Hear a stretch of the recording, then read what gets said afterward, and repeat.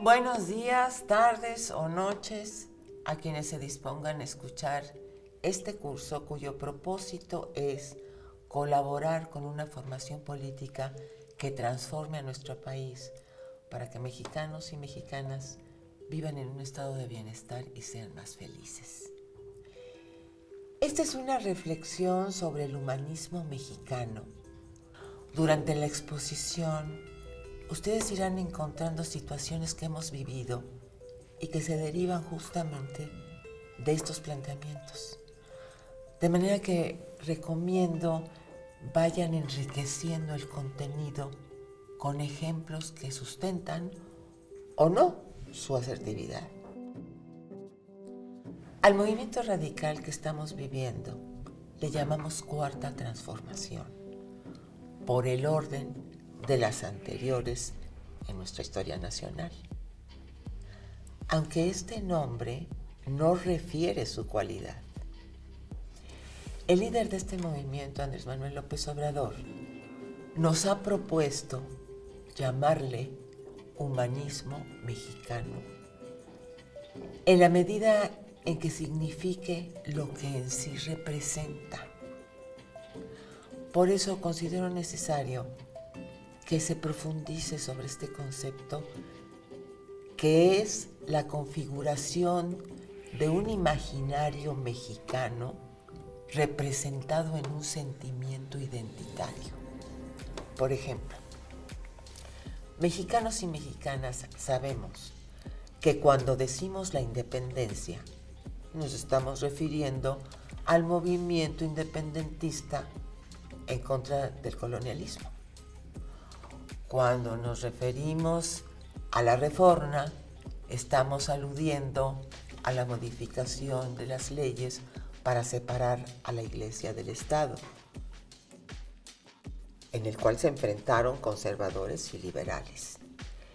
Y cuando hablamos de la revolución, citamos el cambio violento y profundo de las estructuras políticas y socioeconómicas en contra de una dictadura represora, la de Díaz, ¿no? De tal forma, el actual movimiento revolucionario pacífico no puede apelarse solo dentro del orden cronológico que guarda respecto a los anteriores acontecimientos de esta magnitud, sino que debe significarse en qué consiste y por qué se mueve. En realidad este movimiento es una continuación de las luchas por la libertad, la justicia social y la soberanía que nuestro país ha tenido durante 2 siglos. Pero así como el motor fundamental de la independencia fue la reacción al colonialismo español, la reforma lo fue al conservadurismo y la revolución a la dictadura. Y entonces esta cuarta transformación es la reacción humanista de México contra el neoliberalismo. En este periodo, la corrupción capitalista de los conservadores hundió en la pobreza a millones de mexicanos y mexicanas, produciendo además una monstruosa desigualdad. Comencemos entonces por analizar qué es el humanismo. El humanismo es, en general, la ponderación del ser humano y sus valores. Ahora, desde el punto de vista eurocéntrico, el humanismo es un movimiento intelectual surgido en la Europa renacentista durante el siglo XV más o menos.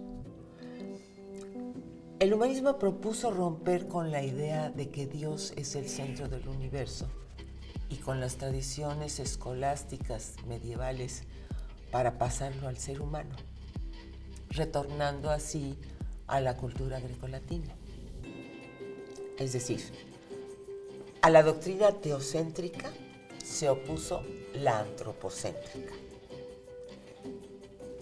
Pero esta corriente filosófica pone por delante la dignidad, la racionalidad, la libertad y la autonomía de los seres humanos, así como su capacidad de transformación de la historia y las sociedades.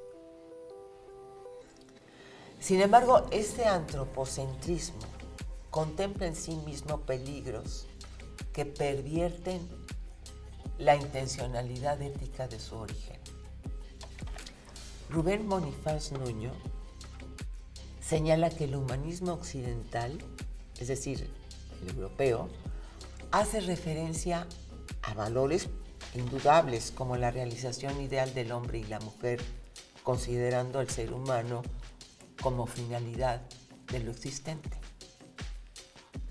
No obstante, y cito, estas nociones contienen en sí mismo, asimismo, los gérmenes de corrupción capaces de guiar hacia magnos desatinos, la presencia de los cuales parece situarse en el origen de calamitosas situaciones que actualmente padecemos.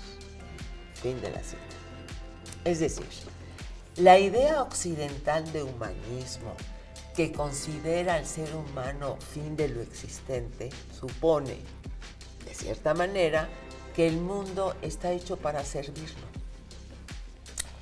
En ese orden, el ser humano puede convertirse en un destructor, aprovechándose irracionalmente de todo lo que en el mundo existe, incluyendo a seres vivientes de su misma especie,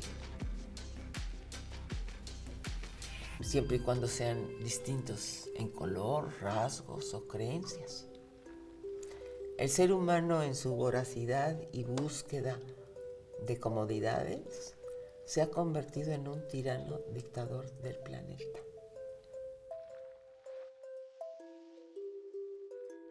Afortunadamente, los mexicanos y las mexicanas contamos con la herencia humanista de nuestros pueblos originarios, de todos los pueblos de Mesoamérica. El humanismo en México tiene un origen prehispánico, es decir, ya existía desde antes que apareciera en Europa, y ciertamente el imaginario mitológico que le dio origen es distinto y nos ha prevenido de caer en un antropocentrismo perverso y destructor. En la cosmovisión indígena, el ser humano estaba relacionado incluso matemáticamente con el mundo y el universo. El concepto que se tenía del ser humano consideraba a este como parte de la naturaleza y comprendía que el mundo no está a su servicio. Por el contrario, para existir dependía de la naturaleza, que es su Pachamama, a la cual se había de servir. Así el ser humano, en vez de destructor, debía ser constructor del mundo.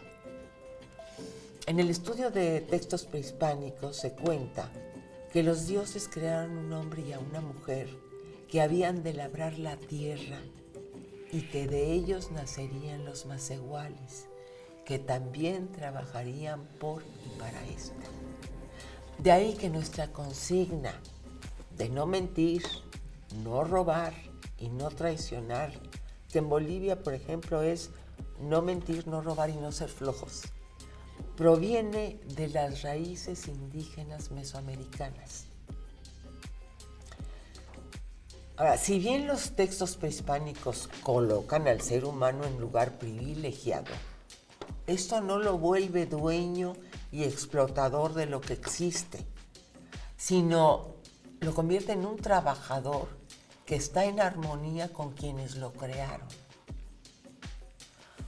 Desde entonces tenemos la noción natural de cuidar a la tierra y al medio ambiente, que hasta ahora aparece como una preocupación progresista en el mundo. Eso ya lo teníamos desde antes, cuidar a la Pachamama. Por otra parte, la cultura prehispánica expresa en algunos textos que la actitud de los gobernantes debía ser de humildad en tanto estaban por debajo de los gobernados, a quien tenían que llevar a cuestas, guiarlos y no echarlos a perder, y que es el gobierno el que debe servir. O sea, el gobierno es el deber de servir.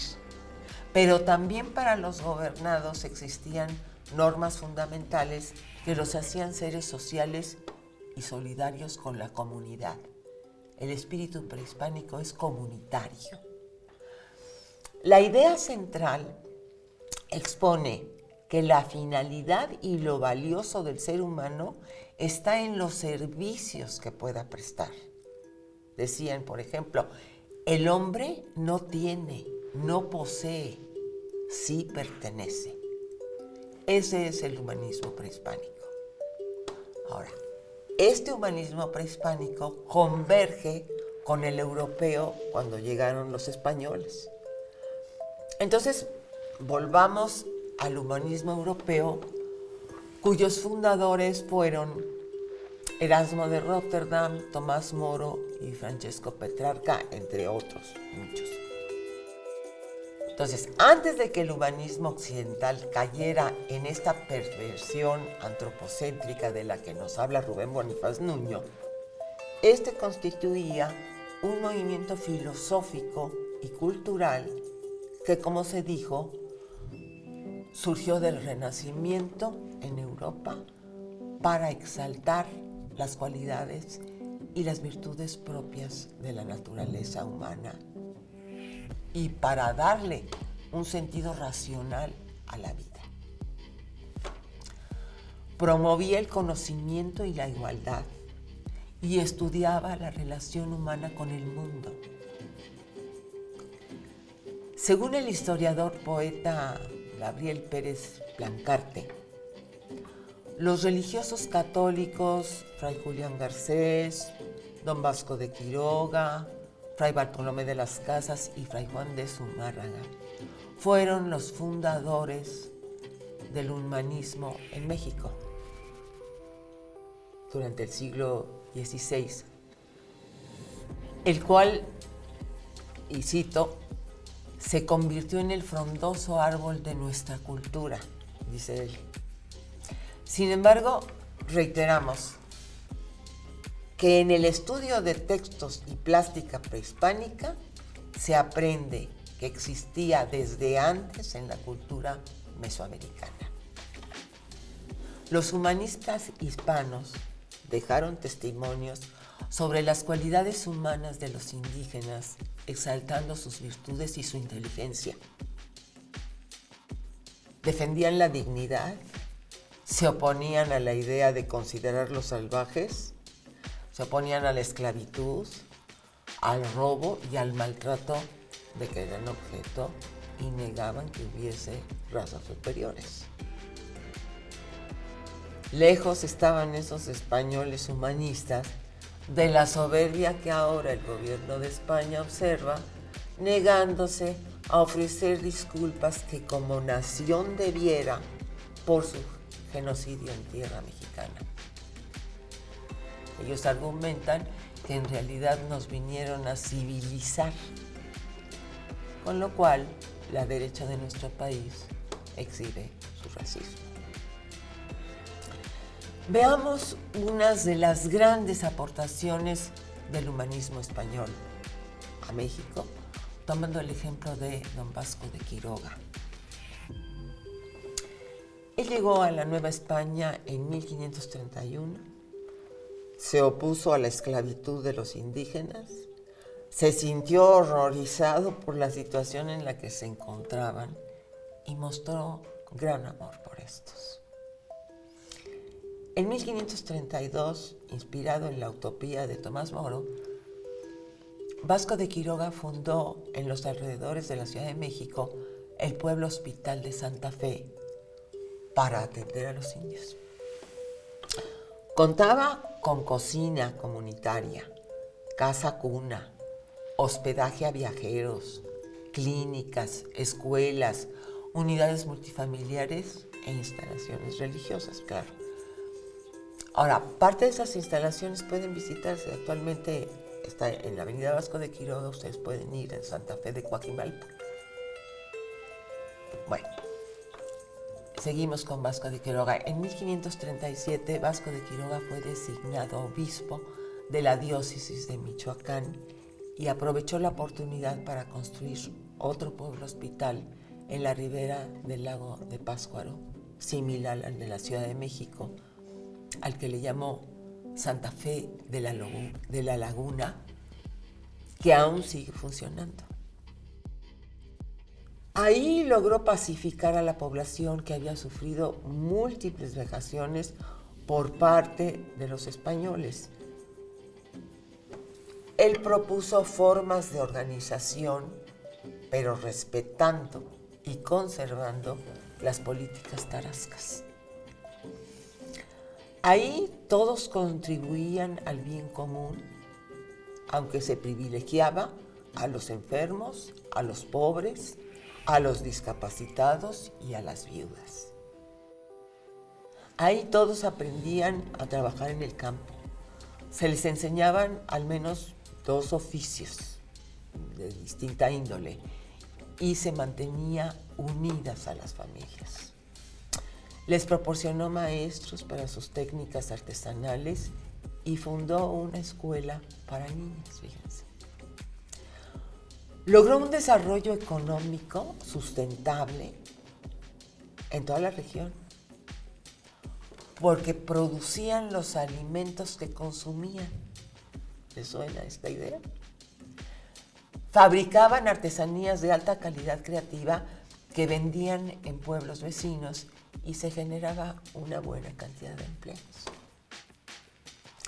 Entonces, la mejoría económica que tuvieron, el respeto a los usos y costumbres, así como a la diversidad de lenguas que se hablaban en esa región, les proporcionó una vida digna e interesante. Se dice que logró unir lo mejor de los valores de las etnias indígenas con los del cristianismo humanista español. Es como una especie de mestizaje amoroso y productivo dentro de comunidades que tuvieron un gran adelanto económico y social en el que, repito, se privilegiaba el bien común en coincidencia con lo que ya estaba inscrito en la cultura prehispánica. Mediante las obras de Vasco de Quiroga en beneficio de los indígenas, él se ganó el afecto de los purépechas, los náhuatls, los otomíes, los pirindas, los pames, los cuitlatecos y los mazahuas, que ocupaban el territorio de su obispado. Le llamaron Tatabasco y hasta la fecha van a su tumba en Uruapan a venerarlo.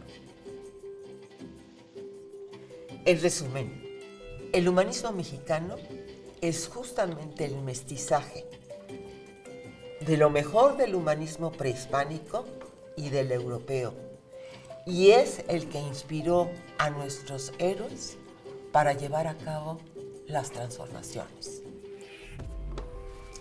En la independencia, nuestra primera transformación, el padre de la patria, Miguel Hidalgo, propone la abolición de la esclavitud. Y Morelos, en su documento Los sentimientos de la nación, plantea la igualdad, la soberanía y los derechos del hombre y la mujer, diría yo. Durante la Reforma, la segunda transformación, Benito Juárez y los grandes pensadores que lo acompañaron defendieron la soberanía, la justicia y la libertad de culto como estandartes de su lucha. En la Revolución, la tercera transformación, Francisco I. Madero lucha por la democracia, Emiliano Zapata por Tierra y Libertad, Francisco Villa por la educación, por el trato justo a los obreros y el apoyo a los huérfanos y a las madres solteras. Y el general Lázaro Cárdenas por la repartición justa de la tierra y por la nacionalización de nuestra industria petrolera, lo cual dio cumplimiento al mandato constitucional de 1917, en el cual se establece que los recursos de la tierra pertenecen a la nación, es decir, a la comunidad, al pueblo de México.